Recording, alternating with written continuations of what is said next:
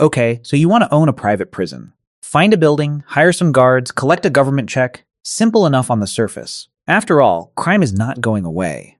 Governments need somewhere to put people, and whoever provides that service gets paid. Sounds like a recession-proof business, except it is not. Not even close, because the moment you start pulling apart the financial structure of a private prison, you find something genuinely strange. The economics are unlike almost any other business in the world. The customer is the government.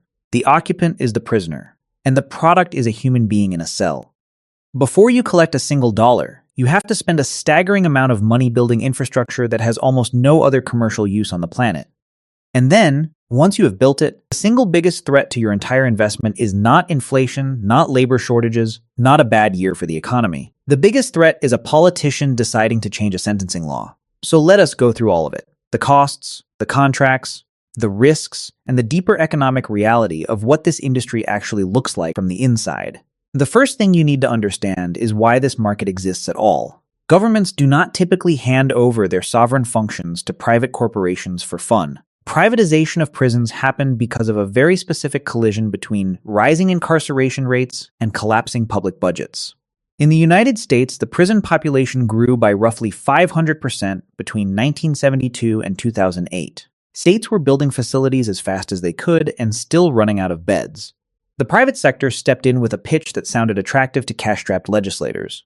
Let us build the facility. You avoid the upfront capital cost. You pay us per day, per prisoner, and we will handle the rest. The argument was built on 5 economic pillars. First, the government avoids enormous upfront construction spending by shifting it to private capital.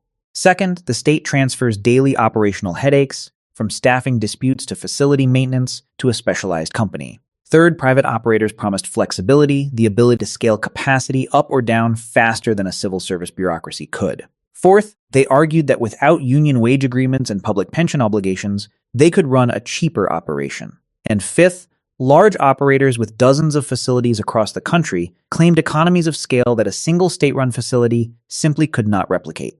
Now here is the counter-argument that everyone in the government either missed or chose to ignore. Saving money for the government and generating a sustainable profit for a private company are not the same thing. In fact, they are frequently in direct conflict. The government wants to pay less, the corporation wants to earn more. The prisoners cannot pay for anything. So the only place left to find money is in the quality of the operation itself. That tension between government savings and corporate margins is the central economic fault line that runs through this entire industry. Now let us talk about the actual business model. Because a private prison is not what most people imagine it to be. Here is the most important thing to understand. The prisoner is not the customer. The prisoner is the product. The government is the customer. Every single dollar of revenue in the private prison industry flows from a government contract. The flow goes like this. Taxpayer money goes to a government agency.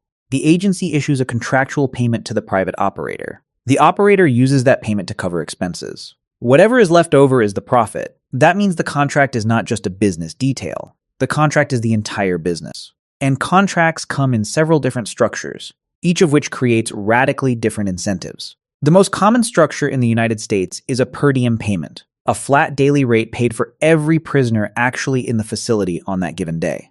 If the population drops, so does the revenue. This exposes the operator to what is called occupancy risk, the terrifying scenario where your facility is half empty but your costs are almost entirely fixed. A second structure, more common in the United Kingdom, under what the government called the Private Finance Initiative, uses something called an availability payment. Here, the operator gets paid for making the facility available to a certain operational standard, largely regardless of how many prisoners are actually inside. This shifts the risk profile but creates its own problems, primarily enormous long-term government liabilities. And then there is the third structure, one that caused a serious political controversy in the United States: minimum occupancy guarantees. A research group called In the Public Interest analyzed private prison contracts across the country and found that roughly 65% of them contained provisions requiring the state to pay for a minimum percentage of beds, regardless of how many were actually occupied. Arizona contracts hit 100%. Oklahoma sat at 98%, Louisiana at 96%, Virginia at 95%, Colorado at 90%. Think about what that means in practice. The state of Colorado introduced criminal justice reforms and its prison population started to decline. Excellent news for public safety advocates. Terrible news for the corporate balance sheet. except the contract said the state still had to pay for 90% of the beds, whether they were occupied or not. Colorado ended up paying an additional $2 million to 3 private facilities for beds that were sitting completely empty. Arizona paid $3 million for empty beds after it stopped sending inmates to a facility that had a serious security breach. The corporation earned revenue for housing nobody. Critics called these provisions lock-up quotas. The economics are even more brutal than that phrase suggests. What those clauses actually create is a financial penalty on successful crime reduction. Now that you understand how the money flows in, let us talk about where it immediately flows out. The cost structure of a private prison is dominated by one category above all others: labor. Correctional officers, administrative staff, healthcare workers, transportation officers, facility management. A prison is a 24-hour, 365 days a year operation. You cannot close it for a long weekend. You cannot furlough the guards when demand is slow.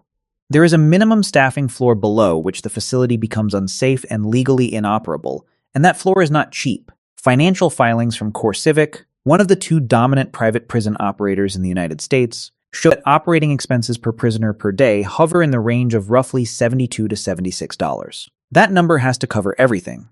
Every meal, every medical visit, every maintenance repair, every gallon of diesel in the transport vehicles, and every paycheck. The margin between what the government pays and what it costs to run the facility is narrow in the best of years and can disappear entirely in a bad one. Which brings us to the central labor paradox of this industry. Private operators pay their correctional officers significantly less than the government does. According to data from the United States Bureau of Labor Statistics, the median annual salary for a correctional officer across all sectors sits at roughly $58,940. Federal Bureau of Prisons officers earn around $69,000 with full federal pension benefits. Officers in high-wage states like California or New York can earn between $64,000 and $90,000 with strong union protections. Private prison operators typically pay their officers somewhere between $32,000 and $48,000, with weaker benefits and no defined pension. That is a gap of tens of thousands of dollars per officer per year, multiplied across an entire facility's worth of staff. On a spreadsheet, the math looks extraordinary. In practice, it is a trap, because the cheapest employee is not necessarily the cheapest employee to employ. When you pay wages that are 30 to 40% below the public sector, you do not attract a stable, experienced workforce. You attract workers who are actively looking for something better. Turnover in private prison facilities is dramatically higher than in public ones. Every time a correctional officer leaves, you pay recruitment costs to find a replacement. You pay training costs to get them certified. And during the months when that new officer is learning the facility, you are running with a workforce that is less experienced and more vulnerable to manipulation by prison populations that have been studying the pattern of human behavior far longer than your newest hire has been alive. The financial consequences of high turnover are compounding. You also end up paying enormous amounts of overtime to your remaining experienced officers because you cannot simply leave posts unstaffed. And overworked, underpaid guards in an understaffed facility produce predictable outcomes. Contraband gets smuggled, violence goes unreported. Security protocols erode gradually until a single incident exposes everything at once. If you are enjoying this content, hit that subscribe button and give the video a like. It genuinely helps the channel reach more people. Healthcare is where the economics of private prisons become genuinely unpredictable, and the ethical fault lines become impossible to ignore. Every other major cost category in a prison has at least some degree of predictability. You can estimate your food spend, you can model your staffing costs, you can build a maintenance schedule and work to it. Healthcare is the exception. It follows no predictable pattern whatsoever, because human bodies do not follow budget cycles. On a flat per diem contract, the operator receives a fixed daily payment for every prisoner, regardless of what that specific prisoner costs to house. One prisoner might be young and healthy, costing a few cents a day in basic over-the-counter medications. Another might arrive with undiagnosed diabetes, develop a serious infection, require emergency hospitalization at an outside facility with an armed escort, and run up tens of thousands of dollars in medical bills before the month is over. The operator collected the same daily rate for both of them. The contract does not adjust for complexity. Now multiply that dynamic across a facility of 1,000 people drawn from a population that is statistically older, sicker, and more likely to carry chronic conditions than the general public. The Bureau of Justice Statistics has documented for years that incarcerated populations carry significantly higher rates of mental illness, infectious disease, and chronic health conditions than comparable age groups in the free population. That is not a coincidence. It reflects the socioeconomic reality of who ends up in prison. And it means that the healthcare liability a private operator assumes when it signs a prison contract is structurally more expensive than a naive reading of the per diem rate would suggest. Some contracts carve out catastrophic medical costs and reimburse the operator separately for expenses above a certain threshold. Many do not. And when the operator bears the full medical risk, a perverse incentive emerges that is difficult to contain once it takes hold. Every dollar spent on an outside specialist, on a necessary surgery, on an emergency transport, is a dollar subtracted directly from the facility's net operating income. The corporation has a direct financial interest in spending as little as possible on prisoner health care, in a context where the prisoner has zero ability to seek a second opinion, zero ability to advocate for themselves through standard consumer channels, and zero legal alternative to the care